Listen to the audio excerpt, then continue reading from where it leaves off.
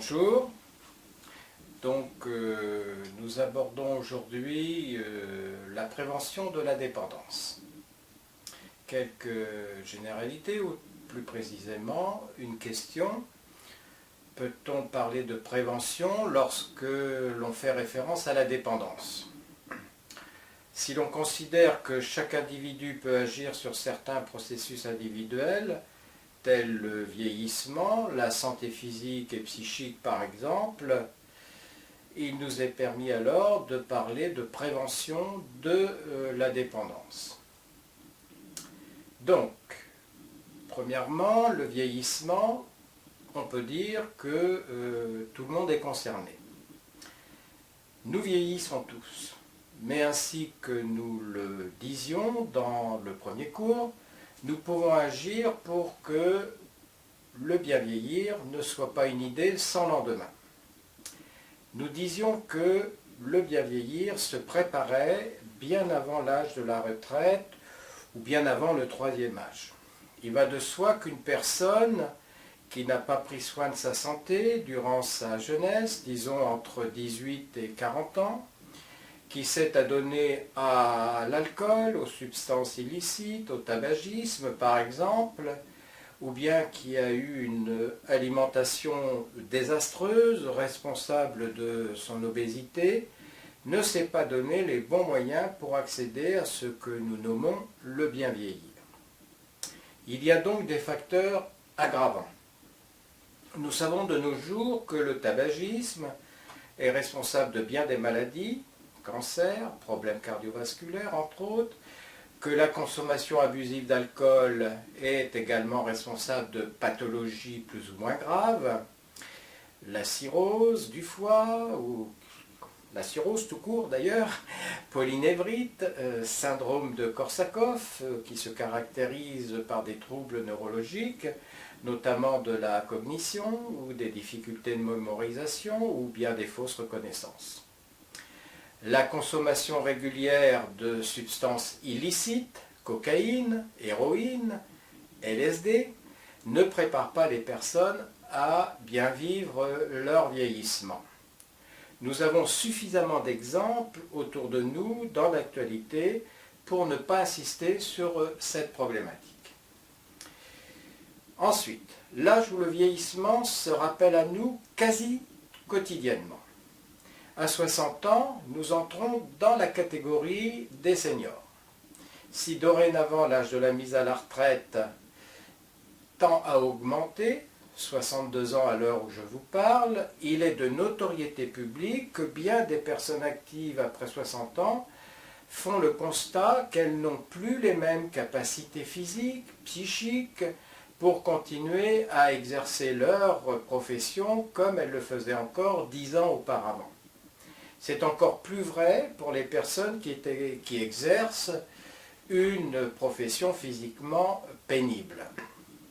On se fatigue plus vite, la résistance diminue, c'est l'âge où le corps donne les premiers grands signes de son vieillissement, il faut donc en prendre soin. Donc, nous allons aborder le chapitre des comportements et des actes à aborder. En tout premier lieu, l'alimentation. Elle doit être équilibrée et saine, en privilégiant, vous le savez, nous l'entendons souvent dans les médias, les fruits et les légumes, riches en antioxydants, qui combattent les effets toxiques sur certains neurones, qui sont les cellules du système nerveux central. Souvent, une consultation chez un nutritionniste permet de mettre en place un planning proposant une alimentation équilibrée.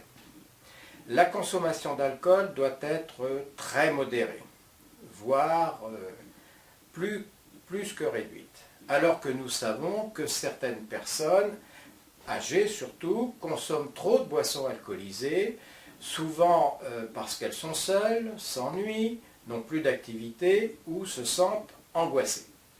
Par contre, il est nécessaire de veiller à ce qu'une personne boive suffisamment au cours d'une journée, car la sensation de soif diminue avec le vieillissement, d'où les risques de déshydratation, notamment lors des périodes de canicule.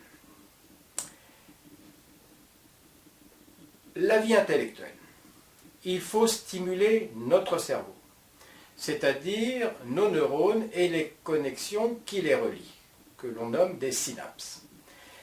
Les jeux de réflexion, la lecture, les mots croisés, bref, toutes les activités stimulantes pour le cerveau qui maintiendront un bon réseau des neurones et de leurs synapses sont les bienvenues.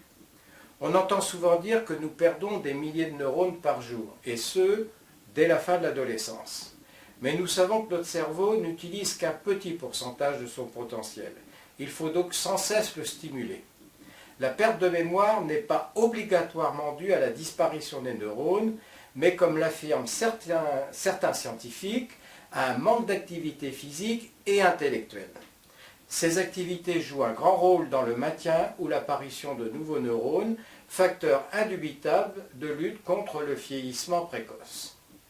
Certaines maladies sont dues, par contre, à une perte neuronale, telle la maladie d'Alzheimer, par exemple. Donc, prendre soin de sa santé. Il faut prendre soin de sa santé. L'hypertension artérielle, le diabète, le tabagisme, l'hypercholestérolémie sont les tortionnaires de notre cerveau. Ils sont souvent responsables de graves pathologies ou accidents vasculaires, cérébrales, qu'on appelle des AVC, mauvaise oxygénation, troubles circulatoires, etc. Il est donc primordial de prendre soin de soi et d'adapter un traitement et un régime alimentaire pour traiter ces ennemis du système nerveux central. Il faut donc pratiquer une activité physique régulière et adaptée. Marcher 2 à 3 km par semaine, 2 ou 3 fois par semaine, ou exercer une autre activité physique régulière, contribuer à maintenir une masse musculaire qui a tendance à diminuer avec l'âge et a surtout, comme conséquence positive, une meilleure oxygénation du cerveau, donc de son fonctionnement. Il faut, autant que faire se peut, éviter les situations de stress. Elles sont productrices de substances chimiques qui, en trop grand nombre, finissent par détruire les neurones et nuire aux connexions synaptiques. Notre société, donc, a un grand rôle à jouer pour éviter les situations de stress.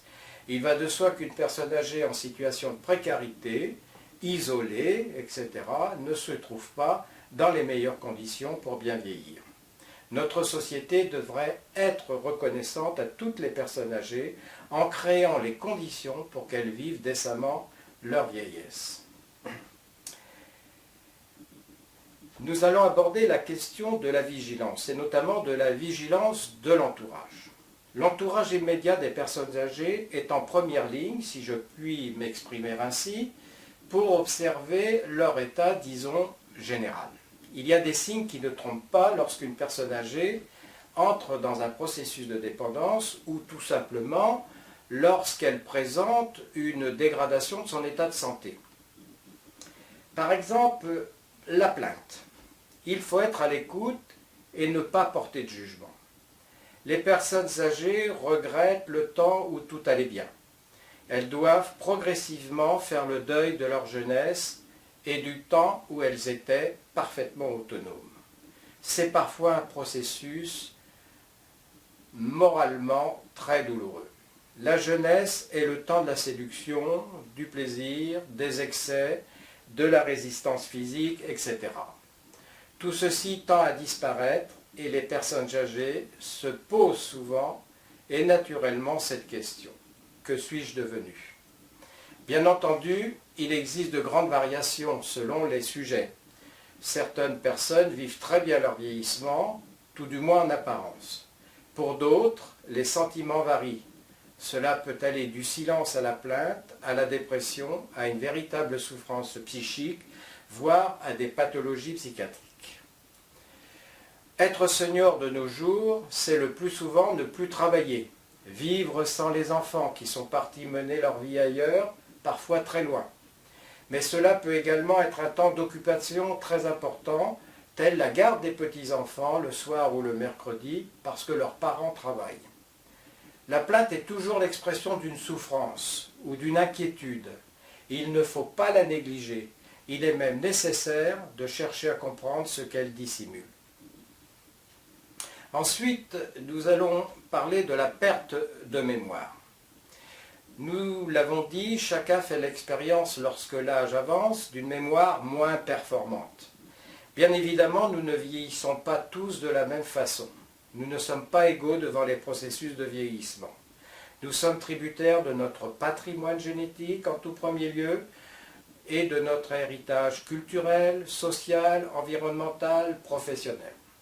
La mémoire s'entretient et elle sera d'autant plus performante qu'elle aura été sollicitée tout au long de notre existence. Il est fondamental de stimuler notre mémoire en permanence, notamment lorsque nous vieillissons.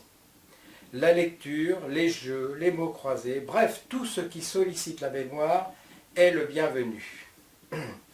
La routine, les longues stations devant les émissions de télévision, particulièrement dépourvues d'intérêt intellectuel et qui, plus est, de raisonnement intellectuel, ne sont pas recommandables lorsqu'elles sont quotidiennes.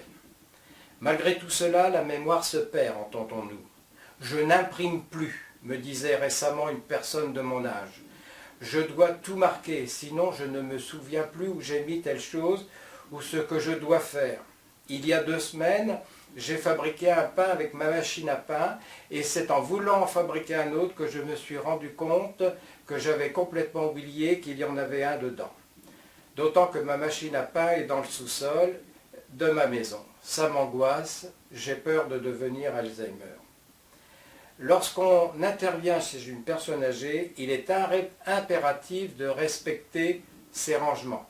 Un objet qui est toujours mis à la même place depuis longtemps sera beaucoup plus facilement trouvé par la personne âgée.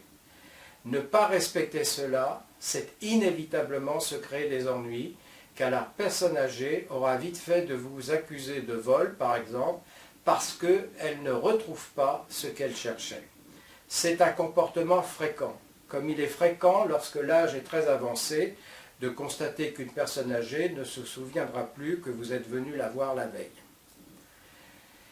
Il ne faut donc pas confondre perte de mémoire et maladie d'Alzheimer.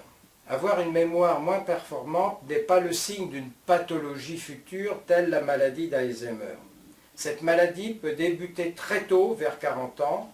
Ce n'est pas fréquent, mais cela existe. Mais la plupart des premiers symptômes de la maladie d'Alzheimer apparaissent vers l'âge de 60-70 ans, parfois plus tard. Ce n'est pas obligatoirement ce que nous venons de dire qu'il faut repérer. En premier lieu, les premiers symptômes concernent la mémoire, bien sûr. Mais c'est la mémoire récente qui est touchée. En premier, pas la mémoire ancienne qui est encore performante. Deuxièmement, la personne éprouve de plus en plus de difficultés à gérer le quotidien. Par exemple, préparation des repas, faire les courses, etc. Troisièmement, apparition des premiers troubles du langage.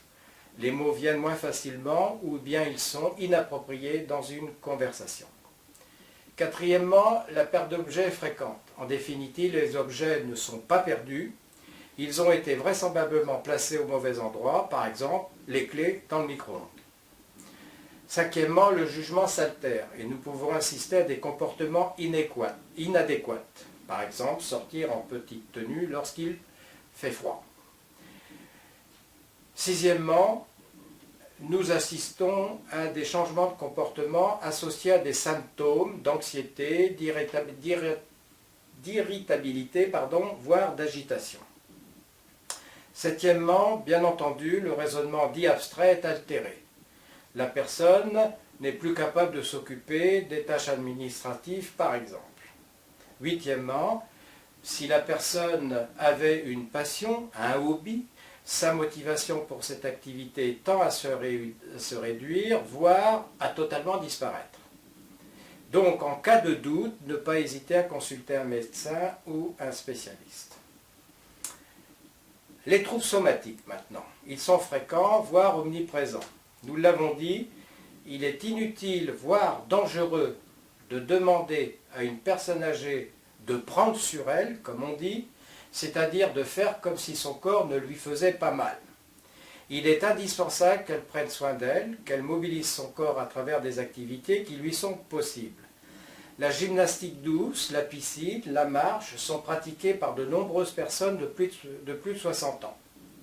Elles se regroupent parfois pour marcher ensemble, 1 ou 2 fois par semaine, ou pour se rendre à la piscine. Il faut les encourager et respecter leur rythme. Le matin au lever, le corps a besoin de plus de temps pour se mobiliser.